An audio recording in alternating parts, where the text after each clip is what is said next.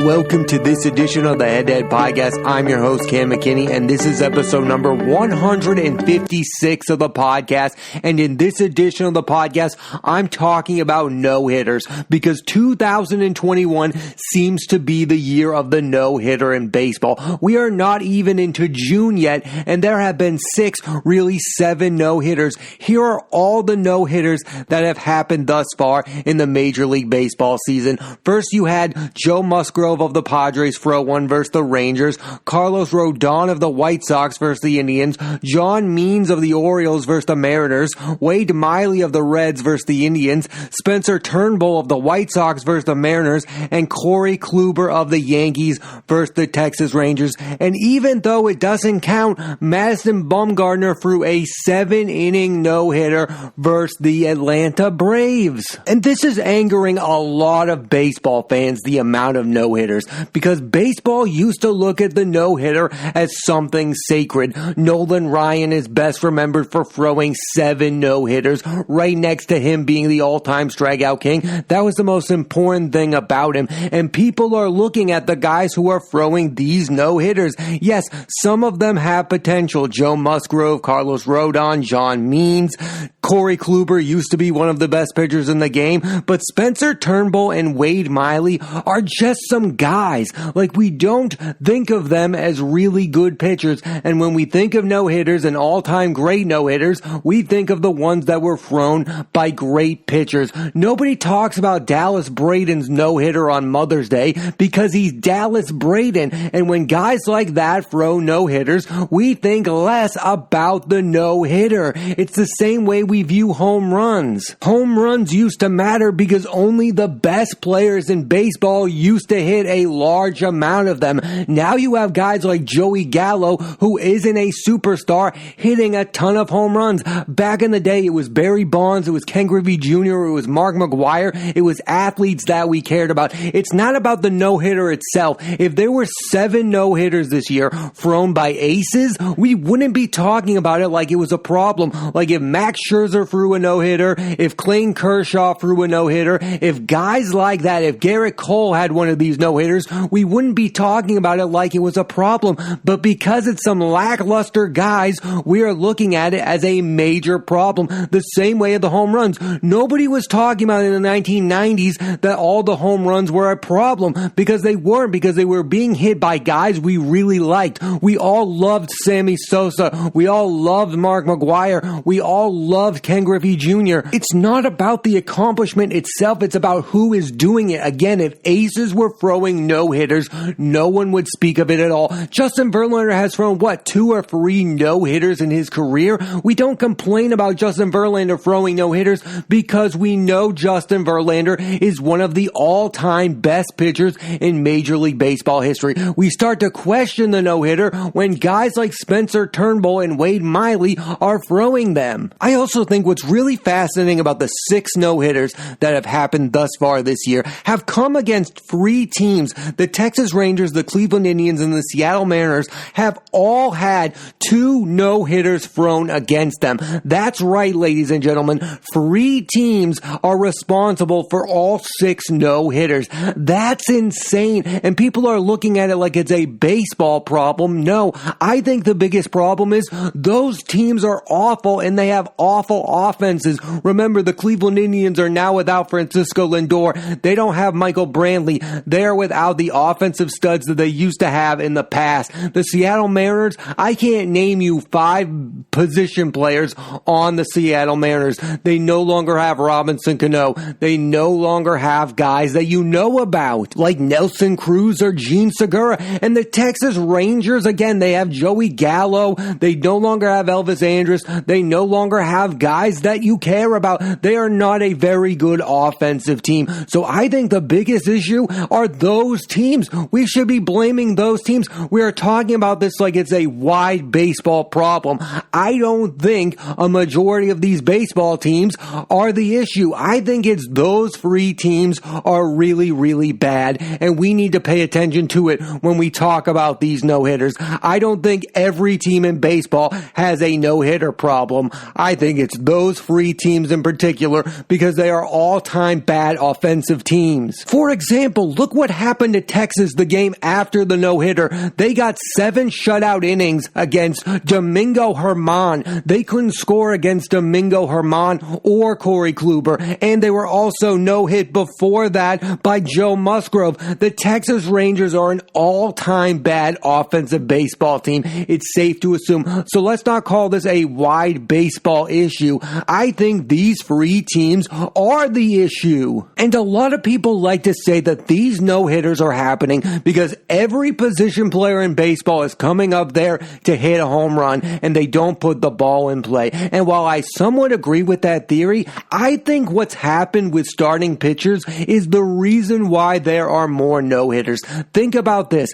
Guys like Joe Musgrove are not asked to pitch 6 innings a game anymore. They're not asked to throw 200 plus innings, and they're not asked to make 30 plus starts. So it's fair to assume that at least in one of those starts, they will be able to throw a complete game and a no-hitter because they'll be well rested. Think about what's happened with the starting pitchers. They're not asked to be workhorses anymore. So it's not that hard to believe that in at least one of their 25 starts, they're capable of throwing a no-hitter. And it doesn't matter if it's Wade Miley or Spencer Turnbull. They're going to be rested enough where they should be able to pitch like an ace for at least 1 game a season. And another thing that I find really odd and troubling about the complete game in baseball is that we're only asking pitchers to throw complete games when they have no-hitters. Like John Means wouldn't be in that game if he wasn't throwing a no-hitter. And I think that's the most stupid thing of it all.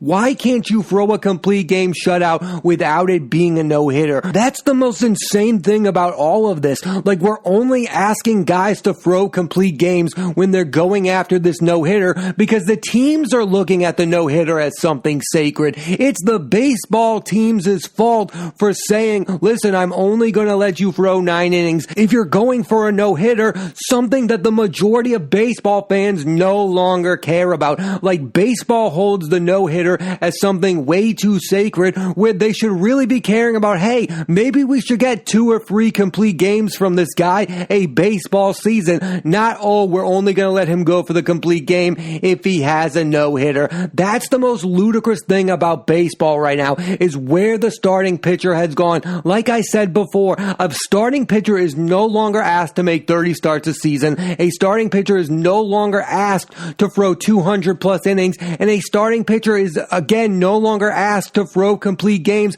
unless for some reason they're throwing a no-hitter. Like, Joe Musgrove is probably not going to throw another complete game this season. John Means is probably not going to throw another complete game this season unless for some odd reason they throw another no-hitter. Remember when the New York Mets basically sacrificed the career of Johan Santana so he could throw the first no-hitter in franchise history? Like, the New York Mets clearly cared about the no-hitter. The San Diego Padres, again, never had a no-hitter, so they cared about it, so they let Joe Musgrove throw that no-hitter. But the funny thing about it is they wouldn't have asked him to throw a complete game if he wasn't throwing a no-hitter. I think my argument against the no-hitter is this.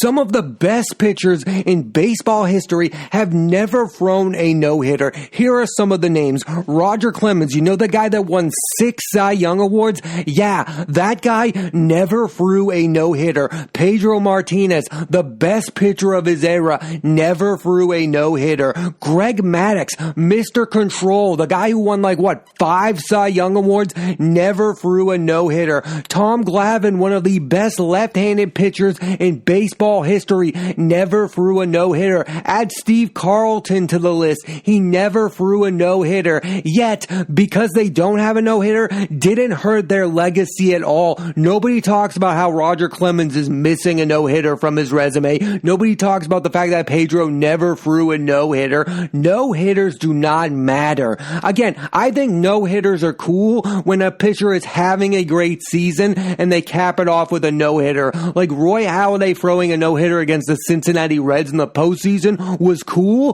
because Roy Halladay had a historically good season with the Philadelphia Phillies. So he capped it off. It was a thing on his list of being a great pitcher. Justin Verlander throwing a no-hitter is cool because I think of him as a great pitcher, and when he throws one, he's usually having a great season to add on. The fact that Spencer Turnbull might never have another memorable moment this baseball season is concerning to me. Because he threw a no-hitter does not mean it's special. Here's a name for you. Remember Philip Humber? Of course you don't. Well, guess what? That guy threw a perfect game for the Chicago White Sox, yet nobody remembers him or that performance because he didn't have a good baseball career. Like, that doesn't cap off a career. I don't think of Dallas Braden as a good pitcher because he threw a no-hitter on Mother's Day.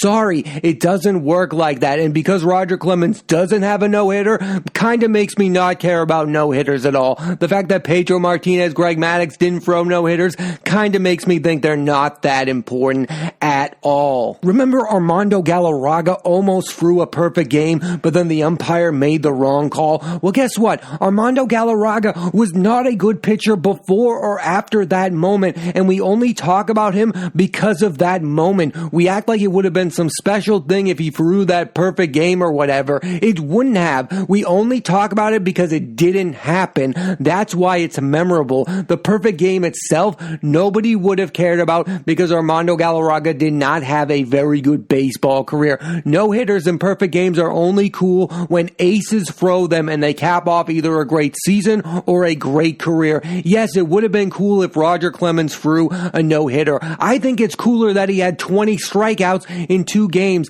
Yes, it would have been cool if Greg Maddux threw a no-hitter, but I don't think any lesser of Greg Maddux because he doesn't have a no-hitter, and for the same reason, I don't care that Wade Miley, a journeyman pitcher who I don't think is very good, now has a no-hitter. I think in the moment, no-hitters are cool. It's a cool moment between teammates, but it doesn't mean you've had a memorable career. And when a guy like Spencer Turnbull, that most people don't know about, throw a no-hitter, it kind of makes the no-hitter less important. I don't think it's really important at all. It's kind of like hitting for the cycle. There's some really good players who have hit for the cycle that nobody remembers. That's where the no-hitter is for me. It's like hitting for the cycle. I keep going back to this idea. It's about who does the no-hitter, who pitches the no-hitter, who hits the home runs. That's what baseball needs. It needs its stars to be the ones making these accomplishments. Because like I said earlier, if Zach Greinke, if Clayton Kershaw, if Garrett Cole, if Tyler Glasnow, if Justin Verlander had been the ones to throw these no-hitters, we wouldn't be talking about it like it's a problem. Because in the 90s, we weren't talking about the home run as a problem when the stars were the ones hitting the home runs. But now in baseball, you have a lot of guys who nobody knows hitting a lot of home runs, and you have a lot of guys that nobody knows throwing a lot of no-hitters. It's about the names. Baseball needs the superstars to be the ones producing, and the ones who aren't the superstars to just be in the background. And I know that sounds stupid, and maybe John Means is going to become an ace pitcher for the Orioles, but right now, baseball needs special moments to come from their superstar players. It doesn't mean anything if it comes from Carlos Rodon, who might end up being the ace of the Chicago White Sox. It doesn't mean anything unless people care about the athletes themselves. Nobody has a relationship to Wade Miley's career. Yes, he was on the Reds. Yes, he was on the White Sox. Yes, he was on the Mariners. He's a journeyman pitcher. Nobody thinks of Wade Miley and looks back fondly on his baseball career. And that's when no-hitters are cool. When Randy Johnson throws a no-hitter versus the Atlanta Braves and strikes out like 15 batters or something, we have a relationship to Randy Johnson's career. The numbers are only meaningful when the athlete who's doing that is meaningful to us, and that's what baseball is missing right now. Nobody has a relationship to any of those pitchers except for Madison Bumgarner. So I kind of find it funny that the no-hitter that doesn't count is really the only only one that matters because we all have a relationship to Madison Bumgarner. He's one of the best postseason pitchers of all time. He's a guy who's won 19 games before. He's a guy who's going to make the Hall of Fame, in my opinion. We all know the career of Madison Bumgarner, so the one that baseball finds the less meaningful than the ones that went 9 innings is actually the most meaningful of them all because we actually know and care about who Madison Bumgarner is as a pitcher, and that's when the no-hitters matter the most. Look at it this way. In 1990, when Fernando Valenzuela and Dave Stewart threw no-hitters 30 minutes apart from one another, people cared about that because those were really good pitchers. Dave Stewart was a guy who perennially won 20 games a year for the Oakland A's. He was in World Series moments. Fernando Valenzuela was a Cy Young Award winning pitcher. We cared about those pitchers. Now, fast forward to today when Spencer Turnbull and Corey Kluber threw no-hitters 24 hours within one another. Nobody cared because nobody knows who Spencer Turnbull is, and everyone thinks that Corey Kluber's career is pretty much done. Now, Corey Kluber is an interesting case because he is a guy who's won 2 Cy Young Awards. So I do think that it's pretty good for his career to have thrown a no-hitter. I'm a big Corey Kluber fan, but he's no longer in the prime of his career. I think we would have celebrated the Corey Kluber no-hitter if there hadn't already have been 5 no-hitters before it. We would be like, yes, this is pretty cool that Corey Kluber, a guy who's won 2 Cy Young Awards, a guy who's one of the best pitchers in Cleveland Indians history, up there with like Cliff Lee and CC Sabathia. Like, yes, I'm cool that guy threw a no-hitter, but because he's the 6th, really 7th no-hitter of the season, we're all like, okay, we're done with the no-hitter. We don't really care that Corey Kluber threw that no-hitter. This is a weird thing to say, but I think we're all in agreement that maybe it's best for the baseball season for there not to be another no-hitter thrown this season. That would be the best case scenario from baseball because they're not getting anything good out of these no-hitters. Nobody's talking about them like they're great performances. Yes, I'm sure White Sox fans and Oriole fans are caring about them in the moment because their young star pitchers are throwing them, but the national narrative around the no-hitter is hurting this baseball season. The record for no-hitters in a season is 7, and really we're already at 7, so if we get an 8th no-hitter, that could end up being disastrous for the baseball season because you're taking something that people once thought of as fondly and making it a common occurrence, and that's the worst thing that can happen to the baseball season. It's like when NFL running backs, it used to be rare for them to rush for 1,000 yards, and then all of a sudden everyone's rushing for 1,000 yards and it doesn't matter anymore. That's what's happening to the no-hitter. The no-hitter used to not happen all the time, and now it is happening all the time. And who knows if it's because of the baseball?